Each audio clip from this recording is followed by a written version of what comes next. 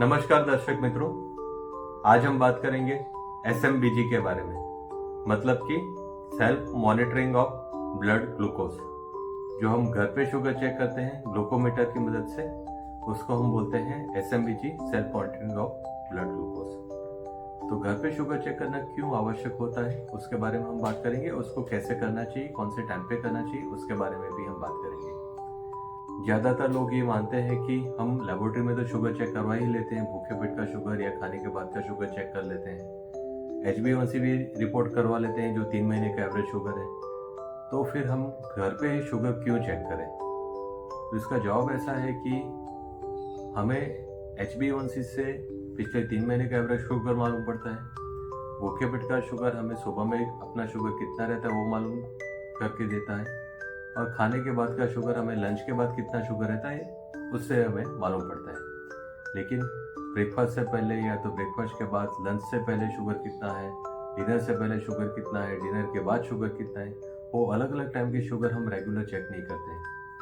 ज़्यादातर हमारा खाना भी रोज़ के दिन में अलग अलग हो सकता है। जैसे सुबह में 3-4 टाइप के नाश्ते हम करते हैं, रात का डिनर भी अलग अलग हो सकता है।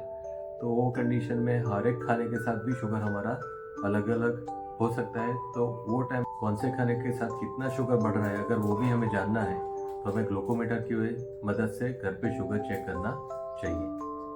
तो कौन से टाइम पे शुगर चेक करना चाहिए, अगर उसके बारे में बात करते हैं तो हर एक पेशेंट के लिए अलग अलग हो सकता है।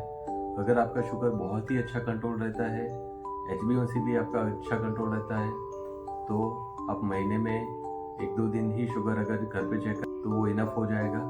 लेकिन अगर आपका शुगर बहुत ज़्यादा आ रहा है तो आपको हफ्ते में 2-3 दिन भी शुगर चेक करना ज़रूरी हो सकता है।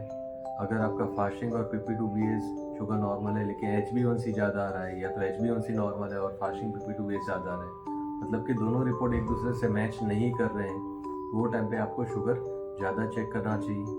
काफ़ी पेशेंट्स ऐसे हैं जो इंसुलिन ले रहे हैं, दिन में 3 बार 4 बार इंसुलिन ले रहे हैं, तो उसमें वो इंसुलिन का डोज सेट करने के लिए भी अलग अलग टाइम का शुगर चेक करना ज़रूरी हो सकता है। आपको कौन से टाइम पे शुगर चेक करना है उसके परामर्श आप अपने डॉक्टर के साथ करके घर पे ग्लूकोमीटर लाकर शुगर चेक कर सकते हैं, और कितने टाइम पे शुगर चेक करना है वो आपके लिए अपने डॉक्टर डिसाइड कर सकते हैं। तो अगर आप अपना शुगर चेक करते हैं तो उसका रिकॉर्ड भी रखना रखिए। काफ़ी पेशेंट्स हमें बोलते हैं कि सर भूखे पेट का शुगर हमारा इसके आसपास आ रहा है, खाने के बाद का हम घर पे चेक करते हैं तो 200-250 के आसपास आ रहा है। लेकिन अगर उसका आपने प्रॉपर रिकॉर्ड रखा है, डेट के साथ आपका शुगर कितना है उसका रिकॉर्ड आप अपने डॉक्टर को दिखा पाएंगे, तो डॉक्टर वो रिपोर्ट देखकर और आपके लैब की रिपोर्ट देखकर उसके हिसाब से आपको प्रॉपर दवाई या तो प्रॉपर डाइट एडवाइस या तो एक्सरसाइज का एडवाइस आपको दे सकते हैं। तो शुगर का रिकॉर्ड रखना भी उतना ही इम्पोर्टेंट है जितना शुगर आप चेक करते हैं। तो इसमें एक सवाल और भी आता है कि कौन सा ग्लूकोमीटर अच्छा है। तो सिंपल एग्जांपल हम अगर लेते हैं कि कभी भी हम गाड़ी खरीदने जाते हैं तो क्या देखते हैं कि कौन सी कंपनी का गाड़ी लेते हैं, उसका वारंटी कितना है, वो कितनी कीमत में पड़ती है, उसके बाद में उसको आफ्टर सेल सर्विस मिलेगा कि नहीं मिलेगा।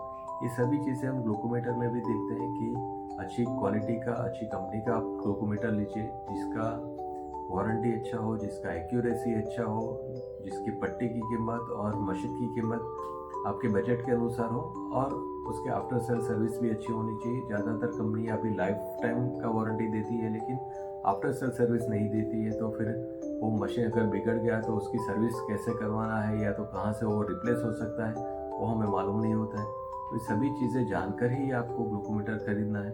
तो आपके लिए कौन सा ग्लूकोमीटर अच्छा है वो भी आप अपने डॉक्टर के साथ बात करके वो डिसाइड कर सकते हैं। काफ़ी बार शुगर कम हो जाता है और हमें मालूम नहीं पड़ता है कि क्या हो रहा है, जैसे कि चक्कर आना, घबराहट होना, पसीना हो जाना, शरीर में अचानक से कमजोरी आ गई, शरीर में कंपन होने लगा। तो ये शुगर कम होने की वजह से हो रहा है, या तो ब्लड प्रेशर कम होने की वजह से हो रहा है, या तो कुछ और ही वजह से हो रहा है। अगर ये हमें मालूम नहीं होता है तो उसके ऊपर हम प्रॉपर एक्शन नहीं ले पाते हैं, तो शायद शुगर कम होने की वजह से हम बेहोश भी हो सकते हैं।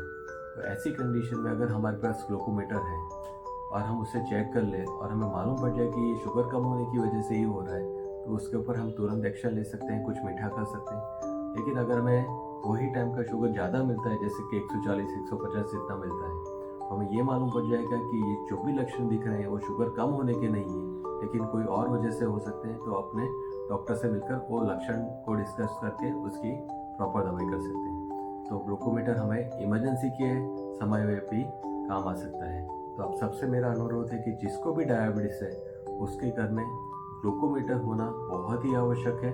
साथ में उसको रेगुलर चेक करना है, कौन से टाइम पे चेक करना है, आप अपने डॉक्टर से मिलकर डिसाइड कीजिए, उसका रिकॉर्ड रखिए। और जब भी आप अपने डॉक्टर को मिलने जाते हैं तो वो टाइम पे वो रिकॉर्ड उनको दिखाइए और उसके ऊपर आप अपना डिस्कशन कर सकते हैं। नमस्कार।